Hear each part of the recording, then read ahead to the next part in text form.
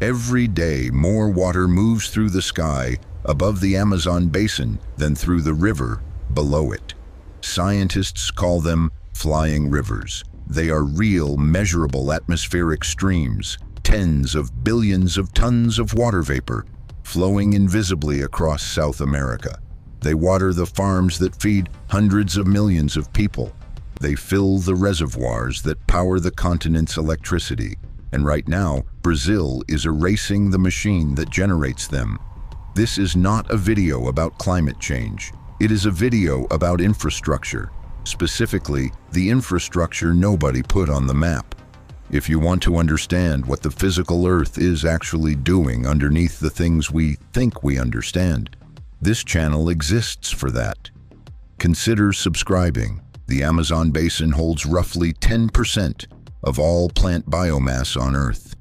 Hundreds of billions of trees packed into a continuous canopy stretching across an area larger than the contiguous United States. And those trees are not passive objects. They are engines. A single large tropical tree draws moisture from deep underground through its root system and releases it as water vapor through its leaves, a process called evapotranspiration. One tree, hundreds of liters per day. Multiply that by hundreds of billions of trees running at full capacity across the Amazon basin, and you have something with no equivalent anywhere on the planet. A continental-scale biological water pump operating without interruption every hour of every day. Scientists estimate the Amazon generates approximately 20 billion tons of water vapor daily through this process. The Amazon River itself, the largest river in the world by discharge, carries roughly 17 billion tons of water per day to the Atlantic Ocean. Let that settle for a moment. The invisible river in the sky carries more water than the visible one in the ground. That atmospheric moisture does not simply rise and fall where it was generated. South America has a physical architecture that determines where it goes. The Andes mountain range runs north to south along the continent's western edge like a wall.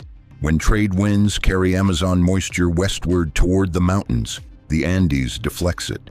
The atmospheric rivers turn south and southwest. They flow across Brazil's interior plateau, over the Cerrado, over the Mato Grosso soy belt, over the coffee regions of São Paulo state, over the Paraná River basin, and into northern Argentina. Thousands of kilometers of rainfall delivered by trees.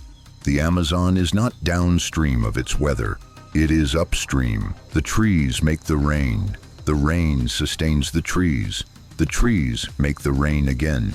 A self-reinforcing loop with no external water source required as long as the trees are there. In 1979, a Brazilian atmospheric scientist named Enéas Salati published a study that should have changed everything. Using isotope analysis of individual water molecules, he and his colleagues proved something that had not been established before. Much of the rainfall in the Amazon's interior was not arriving from the Atlantic Ocean. It was being recycled within the forest itself. A water molecule falling as rain in the eastern Amazon was being evapotranspired, re-rained, evapotranspired again, potentially 5 or 6 times, before finally reaching the Andes. The forest was not merely receiving water, it was manufacturing it. The scientific community took note. Everyone else did not. Here is the structural implication that was never absorbed. The flying rivers are not a side effect of the Amazon's existence. They are a product of its density. They require a sufficient volume of intact living forest canopy to sustain the evapotranspiration rates that generate them. The system is not infinitely robust. It has a threshold. Below a certain level of forest cover, current scientific consensus places it somewhere between 20 and 25% deforestation. The moisture recycling loop weakens toward failure. Rainfall in central and southern Brazil declines. Reservoirs stop filling at historic rates. Agriculture fails with them. Brazil has already run this experiment. The Atlantic forest once covered the entire eastern coastal zone, roughly 15% of Brazil's land area. It is now 88% gone, cleared across 4 centuries for agriculture, logging, and cities. Southeastern Brazil, which sits in the Atlantic forest's former zone of influence, now receives measurably less rainfall than it did before the clearing. The effect is documented in long-term precipitation records going back to the colonial era. In 2015, São Paulo, the largest city in the southern hemisphere, home to 22 million people, came within weeks of a water emergency that had no precedent in the modern city's history. The Cantareira Reservoir System, which supplies approximately 45% of the metropolitan area's water, fell to 5% capacity. Emergency rationing was planned. The official explanation emphasized drought, the amplifying mechanism, the loss of the Atlantic forest's moisture-generating capacity over the surrounding watershed over generations received almost no public discussion. São Paulo was a preview. The Amazon is at 17% deforestation today. The threshold is not far. The entity most exposed to this risk is the same entity accelerating it. Brazil's agribusiness sector is one of the largest agricultural operations in human history. Soy, cattle, sugar, coffee, and corn together represent roughly half of Brazil's export revenue. The Mato Grosso state, where deforestation pressure is highest, produces close to 30% of Brazil's soy. Brazil as a whole produces approximately 60% of the world's soy trade. China imports roughly 70% of Brazil's soy exports. The flying rivers water the Mato Grosso. The Mato Grosso grows the soy. The soy anchors a supply chain connecting Brazilian agribusiness to Chinese industrial food production at civilizational scale. And the atmospheric moisture that keeps the Mato Grosso agriculturally viable is generated by the forest that agribusiness is clearing. This is not irony. It is a material trap with no exit. The logic that drives deforestation also destroys the physical condition that makes the deforested land worth farming. Cleared pasture and monoculture soy produce a fraction of the evapotranspiration that intact forest generates. The regional moisture cycle weakens. Rainfall becomes less reliable. Farmers clear more land to compensate for declining yields on degraded soil. The forest shrinks further. The flying rivers thin. The rainfall declines again.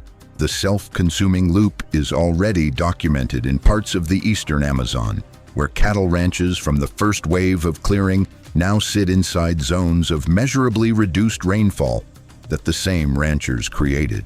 The hydropower system runs a parallel exposure. Brazil generates approximately 65% of its electricity from hydropower.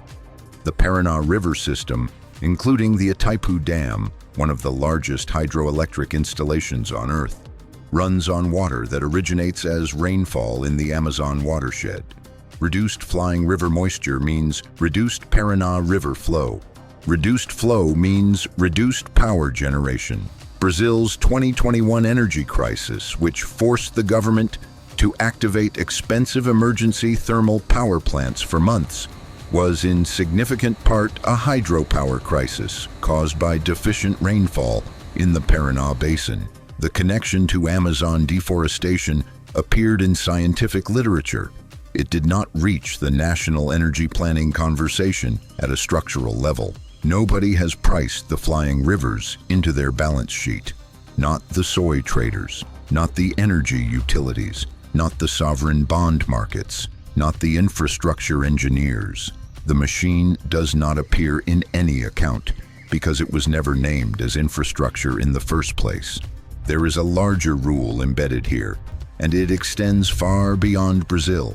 The most powerful infrastructure is often the infrastructure that is never called infrastructure. A river gets mapped, a dam gets budgeted, a pipeline gets insured, a continental atmospheric moisture system generated by biological density, that gets called the environment.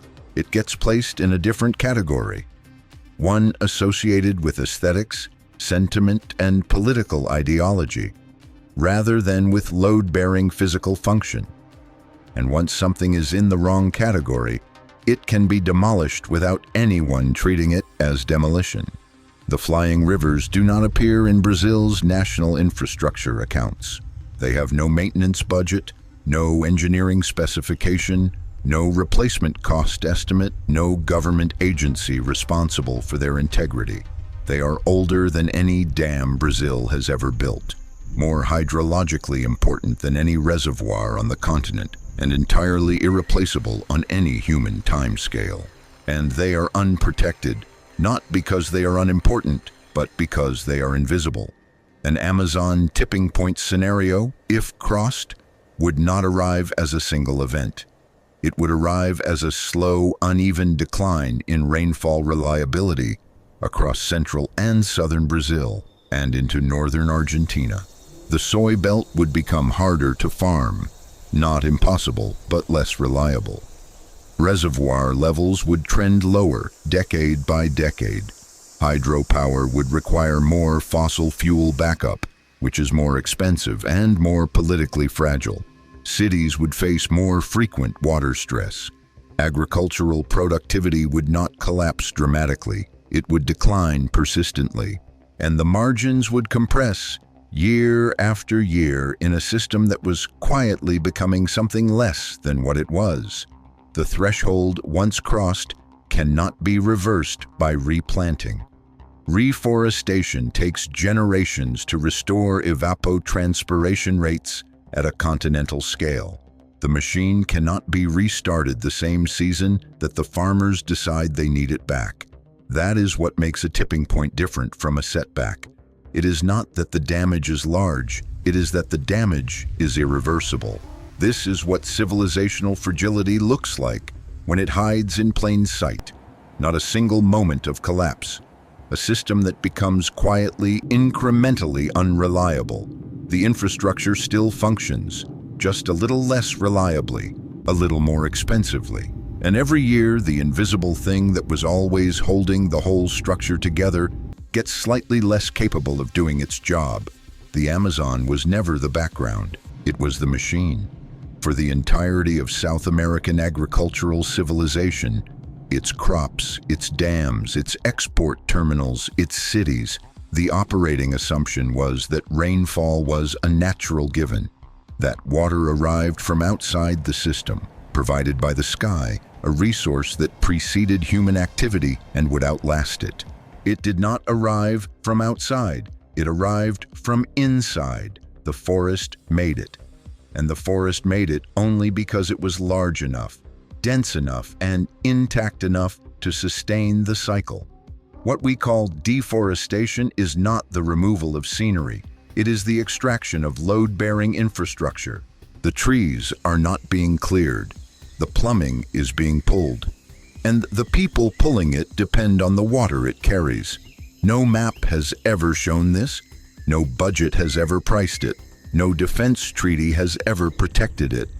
The most important water system in South America has operated in plain sight at continental scale for millions of years, and it has never once been recognized for what it is.